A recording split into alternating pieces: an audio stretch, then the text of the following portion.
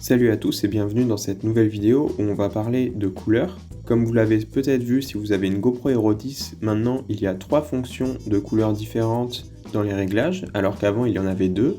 Avant donc on avait soit le mode plat, soit le mode GoPro, tandis que maintenant sur la GoPro Hero 10, on a le mode plat, le mode naturel et le mode éclatant. Tout à gauche, comme vous pouvez le voir, il s'appelle plat parce qu'il crée une image qui est assez plate. Tout à droite, on va avoir le mode éclatant, qui est du coup le mode GoPro qu'il y avait sur les anciennes caméras. Donc ça va être les couleurs GoPro, comme on les connaît, qui sont assez poussées, assez contrastées. Et ce qui a été rajouté maintenant au milieu, c'est le mode naturel.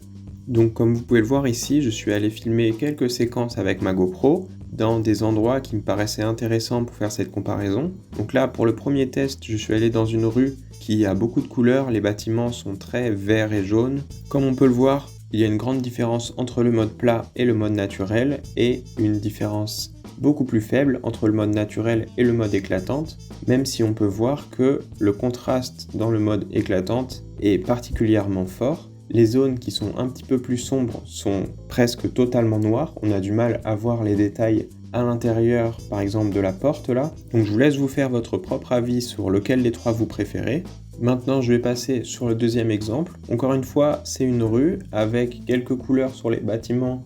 Donc là la différence qu'on voit entre le mode plat qui a l'air d'être plus lumineux que le mode éclatante, c'est juste une différence de contraste que la caméra va appliquer sur les couleurs. Donc encore une fois, je vous laisse faire votre avis. Les 3 scènes étaient réglées sur la même exposition, ce qui va faire que moi, je vais préférer le mode plat encore pour cette scène, comme pour la première. Ici, le mode naturel s'en sort pas si mal, c'est un bon compromis entre les deux autres. C'est vrai que le contraste est un petit peu moins fort, donc ça permet d'avoir une scène qui a des couleurs assez plaisantes, mais qui ne devient pas non plus sous-exposée.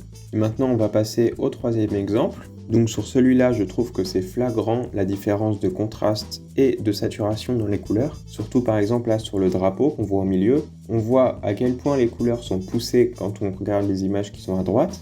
Mais on voit aussi ce petit problème qu'il y a quand on utilise un profil de couleur naturelle ou éclatante, c'est que la scène a l'air de devenir plus sombre à cause du contraste. Donc pour ça, il faudrait que la GoPro change un petit peu l'exposition et essaye d'exposer un tout petit peu plus. Donc encore une fois, c'est pour ça que je trouve que le mode plat s'en sort un petit peu mieux. Pour ce quatrième exemple, je voulais vraiment tester avec des couleurs de la nature. Donc là, j'ai trouvé un endroit qui était pas mal vert.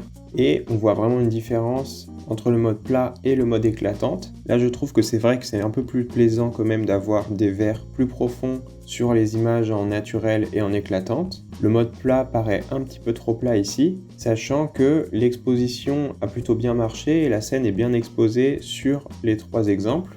Pour ce 5e exemple, je trouve cette scène intéressante parce que, comme on peut le voir, on est en intérieur et on filme de l'extérieur.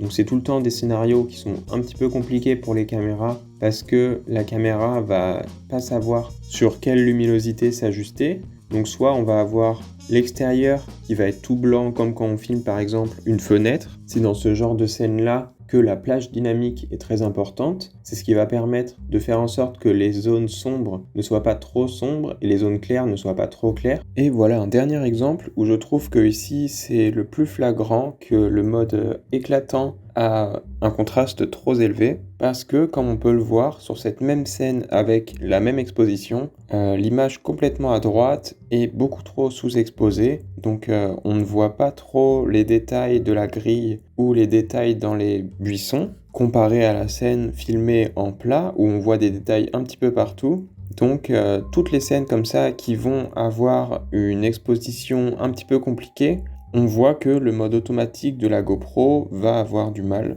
Et c'est principalement pour ces scènes-là que moi je vais utiliser tout le temps le mode de couleur plat pour être sûr de jamais louper une séquence. Je serais intéressé de lire vos commentaires parce que je sais que tout le monde ne va pas prendre le temps ou n'a pas forcément envie de passer sur son ordinateur pour retoucher la couleur. Donc peut-être que pour certains, le mode naturel ou le mode éclatant va parfaitement convenir à ce qu'ils ont envie de faire. Et ici, pour finir, je voulais montrer la différence entre seulement le mode plat et le mode éclatant. Mais sur le mode plat, à chaque fois, je vais y appliquer ma retouche de couleur. Donc j'y applique juste mon LUT de couleur que j'utilise pour toutes mes vidéos faites à la GoPro. Le contraste et les couleurs sont un petit peu améliorés et un petit peu reprises au montage, comparé à ce que la GoPro juge être des couleurs et du contraste optimal. Et moi là, bien évidemment, comme c'est mon profil de couleur à moi, les couleurs que j'aime, la retouche que j'aime, je vais préférer largement à chaque fois le côté gauche parce que je trouve qu'il y a un meilleur contraste, une meilleure plage d'exposition, on voit mieux les détails, il n'y a pas de zones qui sont trop sombres où on va commencer à perdre du détail. Sur cet exemple-là, on voit à quel point une retouche de couleur sur le mode plat va pouvoir rattraper l'image, notamment la balance des blancs où là la scène à droite est très bleue, elle paraît assez froide alors qu'il y avait du soleil, c'est juste la GoPro qui n'a pas réussi à juger les couleurs de la scène. Et là à gauche sur le profil plat, on voit qu'avec ma retouche, j'ai rapidement rattrapé ça et la scène paraît plus chaude et plus agréable à regarder.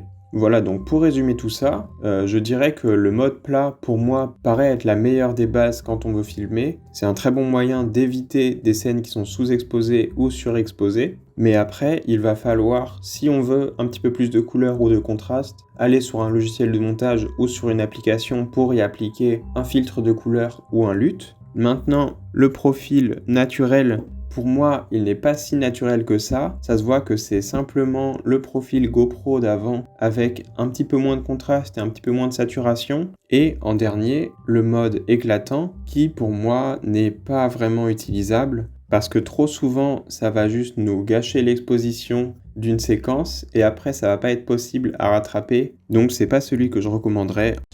En tout cas, si vous êtes abonné à la chaîne, on se retrouve dans une prochaine vidéo et je vous dis salut!